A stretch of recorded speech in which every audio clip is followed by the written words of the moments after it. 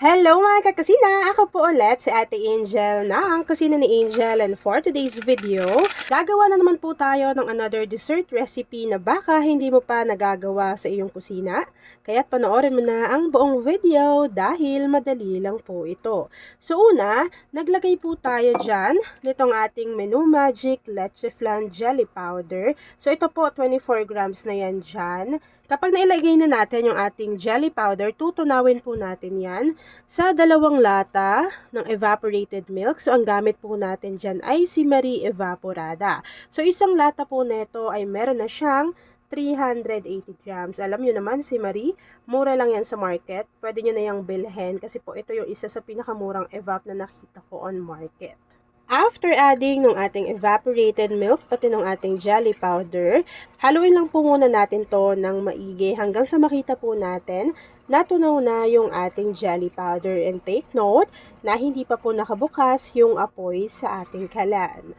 Tapos, kapag napansin nyo naman, natunaw ng maigi yung ating jelly powder, pwede na po nating buksan yung ating apoy sa ating kalan over medium to low heat. So, habang hinahalo ko yan mga kakusina at hinihintay po natin na kumulo yung ating leche flan jelly mixture, please don't forget to like and follow yung ating Facebook page, Kusina ni Angel. Kung meron ka ring Instagram, paki-follow na rin ako doon, Kusina ni Angel.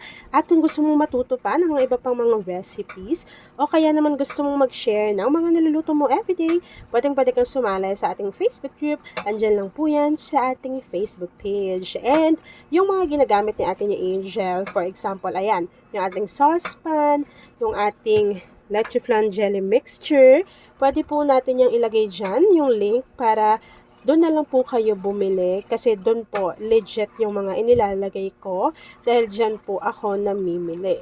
And yes mga kakusina, alam nyo naman ang laging ginagamit ni Ate ni Angel na lutuan ay itong ating portable gas. Ito po yung ating gas light. Napakaraming kulay na pagpipilian dyan. So ako po, nagkaroon ako niya ng red, yellow. So this time, yung color white naman po yung gagamitin natin. Pero yung mga ginagamit ko po na yun ay nandyan pa rin talaga sa akin. So sobrang tagal na ni gaslight. Kapag meron kayong mga biglaang gala, biglaang luto na walang kayo ng gas, dapat meron kayo ng gaslight na ganito.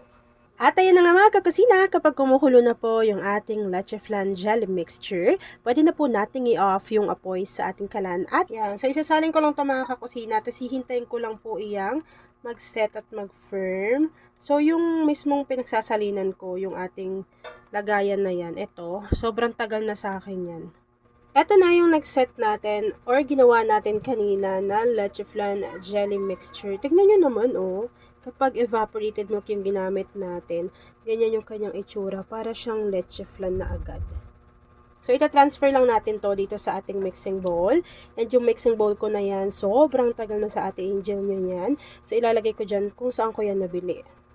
And then, kakailanganin na po natin dyan ng avocado. So, ito po ay 2 piraso ng avocado. Medyo malaki yun. Tapos, hiniwa ko ng ganyan kaliliit. After adding ng ating avocado, kakailanganin na rin po natin dito ng red kaong. So, ito po ay hiniwa ko lang ng maliliit. Tapos, isama na natin yan dyan sa ating mixing bowl. And then, kakailanganin din po natin dito ng buko. So, ito po ay pinakayod ko na. Nasa sa inyo naman kung gaano karami. Pero ito po, 2 piraso lang yung binili ko. Medyo mura yung buko ngayon 25 yung isa. Kaya dinamihan ko na. Ayan. Tapos po, haluin lang natin to. Grabe, natuwa ko dun sa outcome ng ating jelly na niluto natin sa gatas. Kasi para talaga siyang leche flan, no? 'Di ba? After mixing, maglagay lang tayo dito ng 1 can or 380 grams nitong Marie. At kakailanganin na rin natin dito ng 1 can or 380 grams ng Marie Condensada. And then, kakailanganin na rin po natin dyan ng 1 lata ng all-purpose cream. So, ako po, chilled overnight na to para mamaya mas mabilis na lang siyang mag-set or kumapal yung consistency ng ating mga wet ingredients. And then, pwede nyo na yan agad-agad i-enjoy. Kapag napagsama-sama na po natin yung mga ingredients, haluin lang po natin ito ng maigi. And then, ilalagay ko lang po ito sa aking ref. Nasa sa inyo na yung kung gaano katagal. Pero since chilled overnight naman na yung inilagay ko na all-purpose cream, mas madali pong kumapal yung consistency nito. Grabe, sobrang creamy nung kalalabasan talaga nito. So, palalamigin ko lang 'to mga kakusina. Haluin ko lang ng maigi para mag-combine sila diyan, and then after po nun, ipapakita ko na sa inyo kung ano yung natapos nating easy dessert recipe na pwedeng-pwede ninyong ipamigay o kaya ipanghanda sa anong klaseng okasyon, at pwede nyo rin po yung gawing pang negosyo. Pwede nyo yung ihanda sa birthday nyo, anniversary, sa Pasko, bagong taon. 'Di ba? Nasa inyo na lang din kung gaano karaming avocado, gaano karaming buko.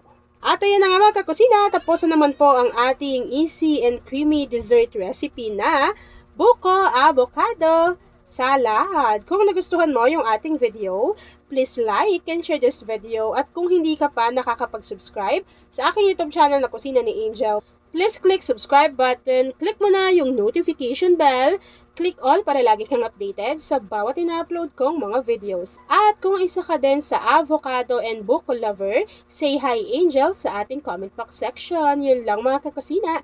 Thanks for watching and enjoy this video. Pakishare ng ating video, lalo na kung isa ka sa dessert lover.